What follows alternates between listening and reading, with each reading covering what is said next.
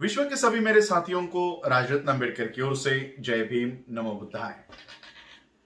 जैसा कि मैंने आप सभी लोगों से कहा था कि हम लोग द बुद्धानिस धम्मा के अलावा डॉक्टर बाबा साहब अम्बेडकर जी के राइटिंग एंड स्पीचेस के वॉल्यूम 17 पार्ट 2 के एक प्रबंध की भी सीरीज बनाएंगे। उस प्रबंध का नाम है the Mahars, who were they and how they become the untouchables.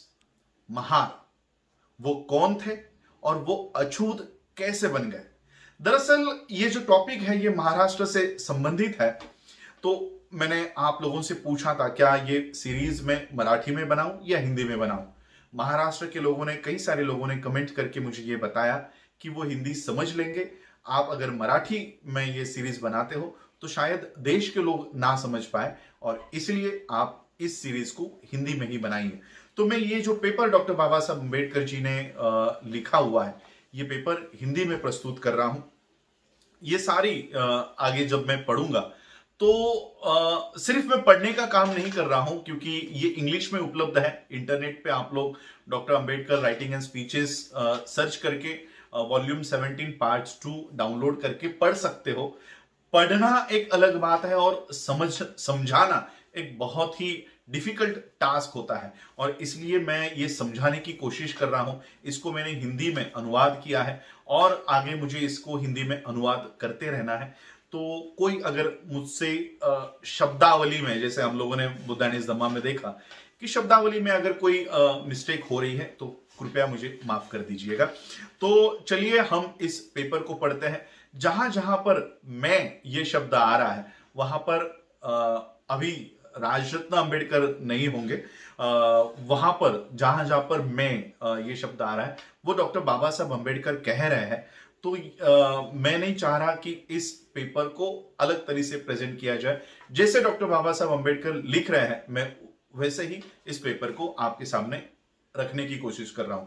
ये पेपर जानने में, समझने में काफी डिफिकल्ट है, इसलिए इसके छोटे छोटे पार्ट्स में मैं आप तक ये पेपर्स समझाऊंगा। तो चलिए इस पेपर को समझने की, सिर्फ पढ़ने की कोशिश नहीं, समझने की कोशिश करते हैं। The Mahars, who were they and how they become the untouchables. मैंने इसका जो हिंदी अनुवाद किया है वो इस प्रकार है। डॉक्टर बाबा साहब अम्बेडकर लिखते हैं, इस प्रबंध में या इस लेख में मैं इन प्रश्नों को उठाने का प्रयास कर रहा हूं और उनका जवाब देने का प्रयास कर रहा हूं जो मेरे मतों के अनुसार, मेरे निर्णयों के अनुसार सबसे उपयुक्त जवाब है। वह सवाल है, डॉक्टर बाबा साहब अम्बेडकर लिख रहे हैं, वो सवाल है महार कौन है। पहला सवाल, महार कौन है। दूसरा सवाल, वो गांव के बाहर क्यों रहते थे। और तीसरा सवाल, उन्हें अछूत के रूप में वर्ग क्यों कर दिया गया। पहला इसका बाबा साहब अम्बेडकर जी ने रोमन में 1 लिखा है, हु आर द महार्स। पहला सवाल, who are the Mahars, Mahar कौन है। श्री विल्सन ने महाराष्ट्र शब्द की उत्पत्ति महार शब्द से की है और यह सुझाव दिया है कि महाराष्ट्र का अर्थ महारों से संबंधित देश होता है।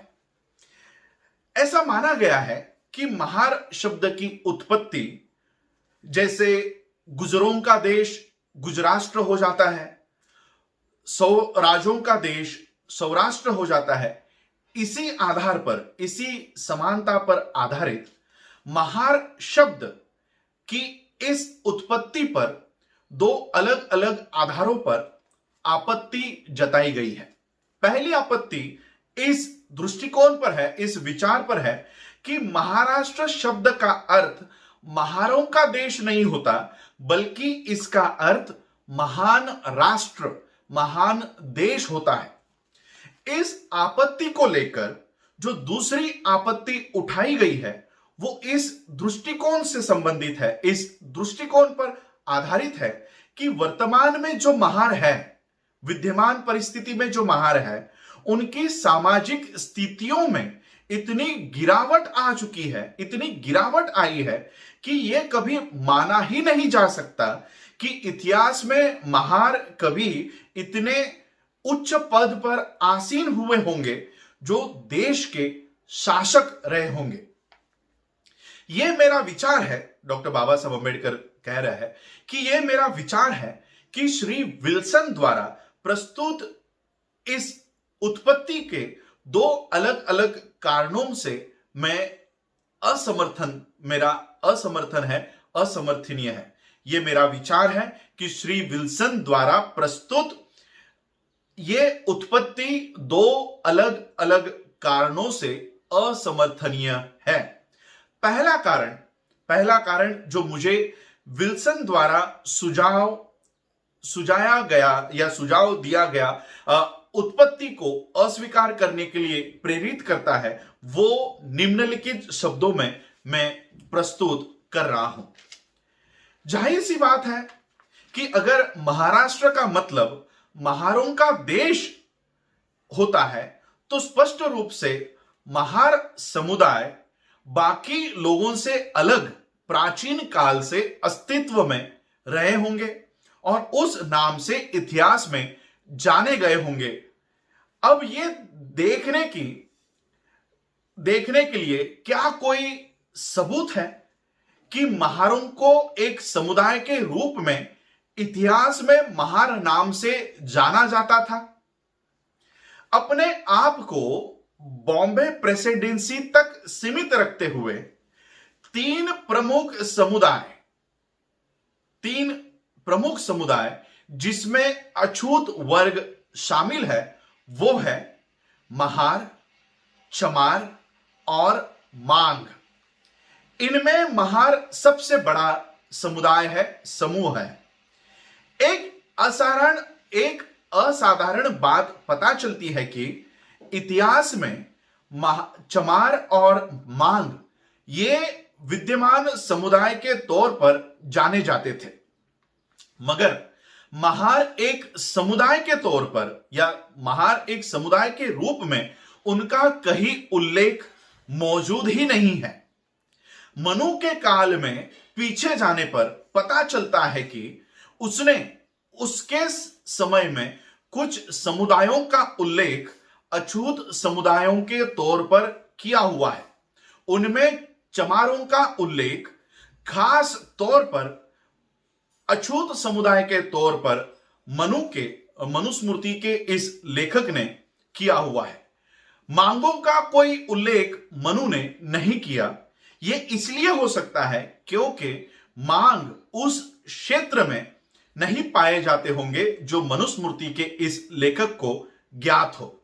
लेकिन बौद्ध साहित्य में इस बात के पर्याप्त प्रमाण है कि जिन मांगों को मातंगों के रूप में संदर्भित किया गया है, वे एक अलग समुदाय के रूप में अस्तित्व में थे, जो एक ऐसा नाम हुआ करता था जो सभी को पता था, जो सभी को ज्ञात था। लेकिन ना ही मनुस्मृति में और ना ही बौद्ध साहित्य में कहीं पर भी महारों का एक समुदाय के रूप में कहीं भी उल्लेख नहीं है। और ऐसा नहीं है कि सिर्फ प्राचीन ग्रंथों में ही महारों का एक समुदाय के रूप में उल्लेख नहीं है, बल्कि आधुनिक स्मृतियों में भी, आधुनिक ग्रंथों में भी और आधुनिक समय के उत्तरार्ध के स्मृतियों में भी महारों का एक समुदाय के रूप में कहीं पर भी उनका उल्लेख नहीं है। वास्तव में मुस्लिम आगमन तक महार शब्द से कोई भी परिचित ही नहीं था।